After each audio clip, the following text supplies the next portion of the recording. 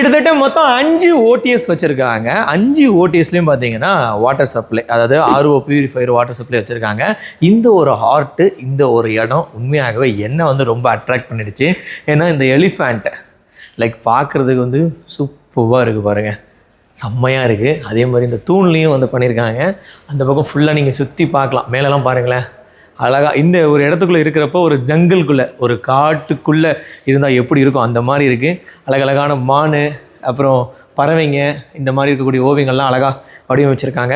நம்ம திருவாரூரில் இருக்கக்கூடிய மார்க்கெட் பகுதிக்கு நீங்கள் வந்திருப்பீங்க. இப்போ அந்த மார்க்கெட்டில் ஒரு புதுசாக ஒரு பில்டிங், கலைஞர் நூற்றாண்டு காய்கனி பல்பொருள் வணிக வளாகம் வந்து அமைச்சிருக்காங்க. அந்த ஒரு பில்டிங்கில் தான் இந்த மாதிரி நிறைய ஓடிஎஸ் இருக்குது. அந்த ஓடிஎஸில் ஒரு இடத்துல தான் வந்து இந்த மாதிரி இருக்கக்கூடிய படங்கள்லாம் சூப்பராக வந்து ஓவியங்களை வந்து பண்ணியிருக்காங்க.